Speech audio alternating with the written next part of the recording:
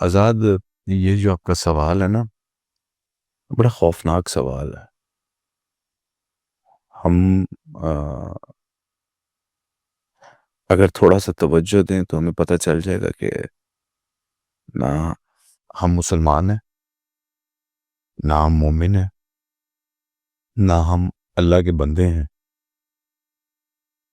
ہم منافق ہیں۔ ہم اس قدر پتہ نہیں کیا ہو گئے ہیں، کون سا لفظ استعمال کیا جائے۔ ہم اللہ کا استعمال کس کس طریقے سے کر رہے ہیں، ہم عبادتوں کا استعمال کس کس طریقے سے کر رہے ہیں۔ ہمارے گھروں میں، گھر سے لے کر پارلیمنٹ تک کس قدر منافقت ہو رہی ہے، یہ ایک بڑی پریشان کن بات ہے۔ آسان نہیں ہے۔ آپ ذرا تصور کریں، اب میں آپ کو واقعہ سنانے لگا ہوں جو کہ ہم سب نے سنا ہوا ہے، اور وہ واقعہ ہے حضور پاک صلی اللہ علیہ وآلہ وسلم کا، جب آپ نے نبوت کا اعلان کرنا تھا۔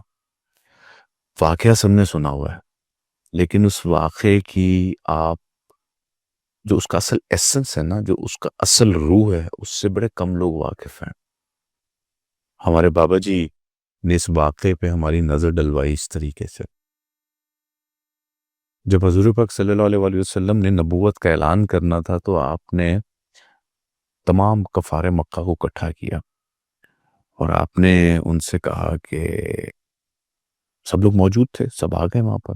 اب آپ یہ ذہن میں رکھیے گا کہ ابھی حضور پاک صلی اللہ علیہ وآلہ وسلم عام طور پہ احمد کے نام سے جانے جاتے ہیں، اور لوگ آپ کو صادق اور امین سمجھتے ہیں۔ ابھی نبوت کا اعلان نہیں ہوا، تو آپ نے جو پہلا ٹیسٹر لگایا نا کفار پہ، وہ ٹیسٹر یہ تھا کہ اگر میں تم سب سے یہ کہوں کہ اس پہاڑ کے پیچھے دشمن تاک لگائے بیٹھا ہے، تو کیا تم میری بات پہ یقین کر جاؤ گے؟ تو سارے کفار نے یکمشت کہا کہ جی جی احمد، آپ جھوٹ بول ہی نہیں سکتے، ہم آپ پہ یقین کریں گے۔ اب اس کے بعد آپ نے ایک دوسرا ٹیسٹر لگایا۔ آپ نے کہا کہ اچھا، اگر میں یہ کہوں کہ تم بھی اس پہاڑ پہ موجود ہو اور میں بھی اس پہاڑ پہ موجود ہوں، مجھے دشمن تاگ لگائے دکھ رہا ہے، لیکن تم لوگ جب دیکھتے ہو تو تمہیں دشمن نہیں دکھائی دے رہا، تو پھر کیا تم میری اس بات پہ بھروسہ کرو گے؟ اب کفار آپس میں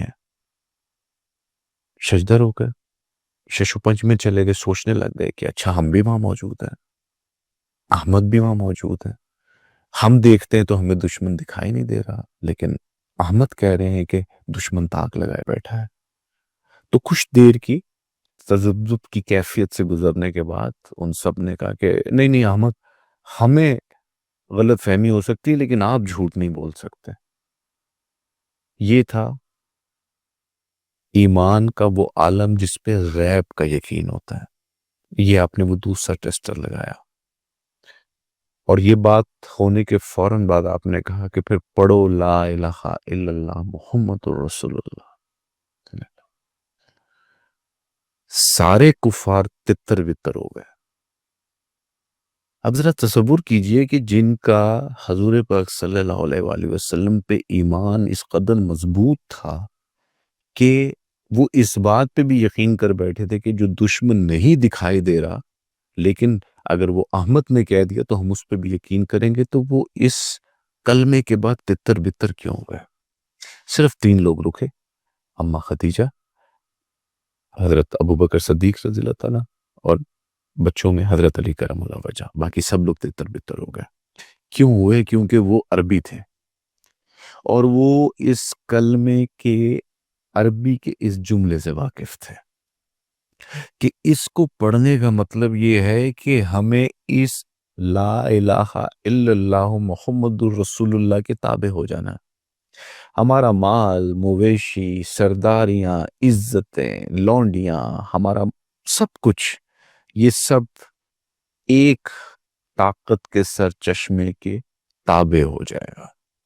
انہوں نے منافقت نہیں کی، انہوں نے تتر بتر ہونا مناسب سمجھا۔ اب آزاد میاں، ہم کلمہ پڑھ کے ہم اپنی عزتوں کے مالک بھی خود بن رہے ہیں، ہم اپنی چودراہٹوں، اپنی شہرتوں کے بھی مالک خود بن رہے ہیں، ہم ہر وہ کام دولت شہرت کمانے کے لیے جائز ناجائز کر رہے ہیں، ہم نے خود کو تابع نہیں کیا، اور تابع نہ ہونے کی وجہ سے نہ ہم کافر نہ ہم مسلمان، ہم بن گئے منافقین۔ اور یاد رکھیے گا، یہ منافقین ایک ایسی حالت ہے جو حضور پاک صلی اللہ علیہ وآلہ وسلم کی ظاہری حیات مبارک میں بھی ان کی محفل میں منافق بیٹھے ہوا کرتے تھے۔ تو آج من حیث الپاکستانی ہمارا رویہ اتنا آسان نہیں ہے۔ چادر اوڑھ فقیری والی کیڑا کم سوکھا ہے، چادر اوڑھ فقیری والی کیڑا کم سوکھا ہے، ہر بندہ نہ رنگیا جاوے عشق دا رنگ انوکھا ہے، سچی ذات رب دی بندیا باقی سارا توکھا ہے، میں وچو مینو کڈنا ہویا بڑا ہی اوکھا ہے، عاجز بن کے عشق کمال ہے، مر جا حالے بھی موقع ہے، چادر اوڑھ فقیری والی کیڑا کم سوکھا ہے۔ سوکھا ہونے کے لیے اوکھے کام چھوڑنے پڑتے ہیں، اور اوکھے کام وہی ہوتے ہیں جن میں اللہ اور اللہ کے حبیب صلی اللہ علیہ وآلہ وسلم کی مرضی شامل نہیں ہوتی۔